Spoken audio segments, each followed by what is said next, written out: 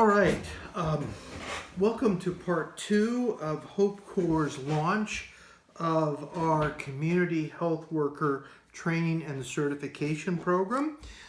In part one, I went over the overview of the program. Now I'd like to break it down into the steps that are going to be needed to launch this program and go into a little more detail into those steps. So the first thing we do is focus on the Flip Chart campaign on COVID-19 that we've already started.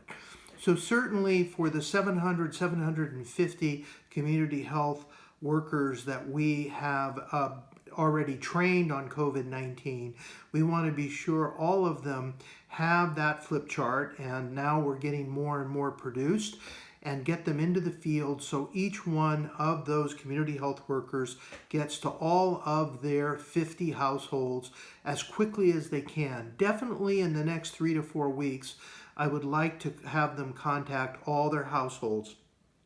We need to focus on the fact that the COVID epidemic has not yet come to Thuraka-Nithi, so this is the safest time to go into the households and prepare them in case this epidemic gets worse. I know some of the community health workers have been afraid. They don't understand the situation. They're afraid for their own health for going into the households. If they understand that we don't have it yet in our area, they're going to be more comfortable, more motivated to go into the household. So that's the first thing, is most of our team is going to be focusing on getting the first COVID-19 flip chart campaign done in the next month. That's our goal, to get it completely done in the next month. Not that in future campaigns we won't go back and repeat, because remember, for our clients, repetition, repetition, repetition. This is what gets these new behavioral things like washing your hands with soap and wearing masks when you're in public and social distancing. That has to be worked over and over and over again. So that's the first thing. Let's focus on what we're doing right now. The second thing is that the leadership in Kenya, obviously Naomi and Echesa and maybe some of other of you need to be involved in working with the Ministry of Health to get their okay and a memorandum of understanding. And what I'm going to recommend, and this I'll talk to Naomi about in detail, but and all of this then can be changed. None of this is cast in cement, but since we do have a very good contact with the Minister of Health for Thuraka-Nithi, I think we should make a presentation to him via Naomi, basically saying that we have been able to put together money from our foundations to combat the COVID-19 epidemic. And in doing so, we have developed this program to reach eventually all 1,000 community health workers in Thuraka-Nithi, and begin this program of training them, certifying them, and moving towards getting these 10 campaigns that I talked about in part one out to that community over a year. And obviously the first one we want to do is COVID-19. So we need to get the partnership with the ministry. We need to be sure that they have some ownership in it. Hopefully in some of our trainings, their own employees will be involved. I would hope to use their facilities whenever we train. I don't want to pay extra money for facilities. And also I want to just get them involved in this as deeply as we can. So that if we do create posters, whatever we do, we will do this as a joint Hope Corps Thuraka-Nithi Ministry of Health program. So the memorandum of understanding is going to be very important. We need to think about that. Probably Naomi, you need to talk to your team and then do a run through and then present that to me and Ann and Ariane and come up with all the things that should be in that memorandum of understanding. So first of all then, we are going to focus on getting the flip chart out, as we're doing now, to our 700 community health workers for COVID-19. We're going to have another group working on getting a meeting with the Ministry of Health locally and getting a memorandum of understanding so that we do this and we get their okay to run this as a program over the next year, and make them understand that we will be doing other things besides COVID-19. But the key is we will start with COVID-19, and then depending how the epidemic goes, every 4 to 6 weeks when we run a new campaign, we will revisit COVID-19 as well as taking on a new campaign such as WASH. So repetition, repetition, repetition. And again, the more repetition for our clients, the better, and the more repetition for our community health workers, the better also, because as they see these flip charts and use them over and over and over again to their 50 households, they're going to come to know the information on those flip charts extremely well.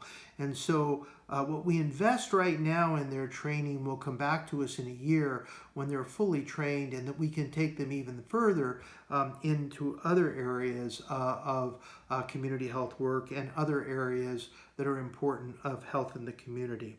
So memorandum of understanding, focusing our team of getting all 700 current community health workers with their charts, get them to know how to use the charts.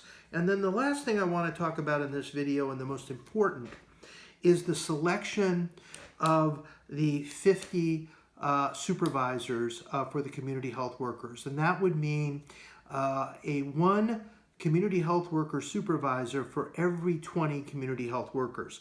Now, if we had all 1,000, which we may not, because in the beginning we may not be doing the RACA North and South, or we may be doing it in a different fashion, we may only have 700. But whatever, we're going to need one community health worker supervisor for every 20 community health workers. Now, how we select and who we select is extremely important.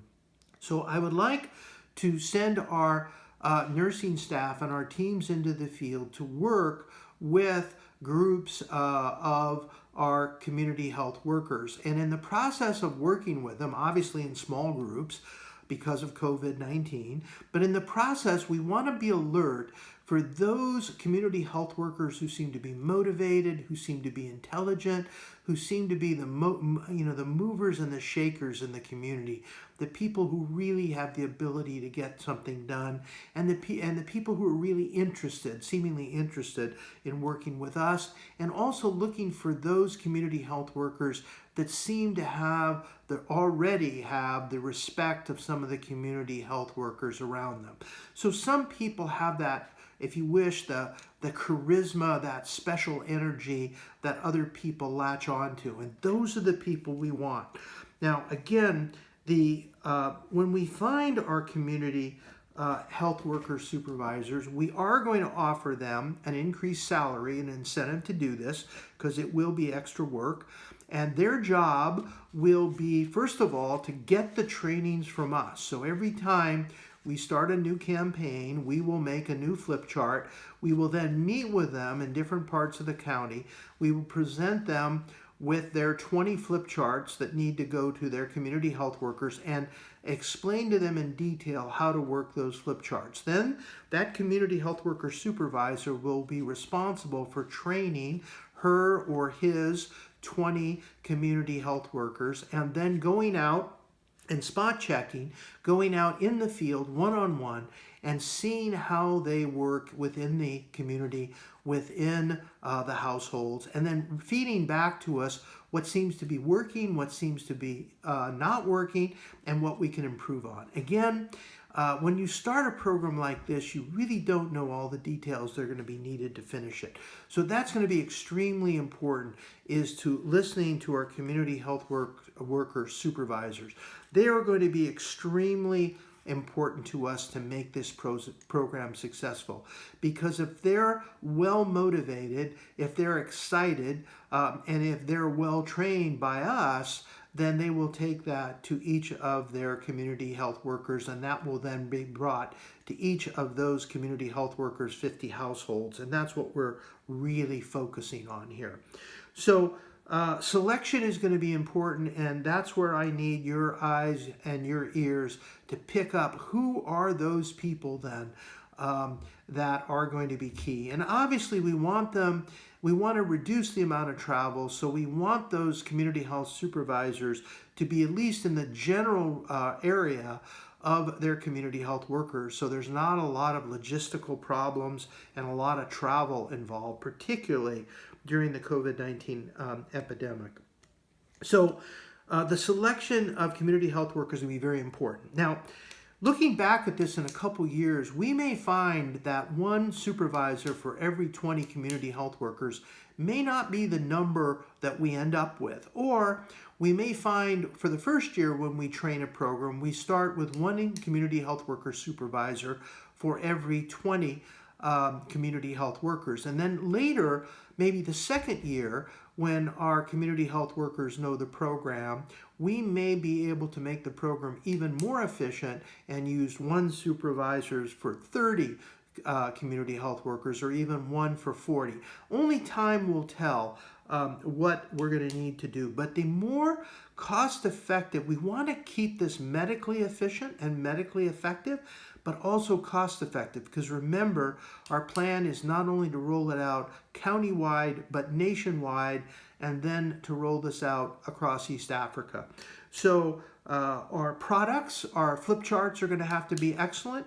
Our data reporting is going to have to be excellent. And again, as I talked about in the first presentation, one of the major responsibilities for us of the community health worker supervisor is that they will be the portal for the data coming back from the community health worker. So the data that the community health worker gets in the field, how many households they saw that particular week, what some of the problems were, whatever the data points we're going to collect, then that gets funneled back to the supervisor on a weekly basis.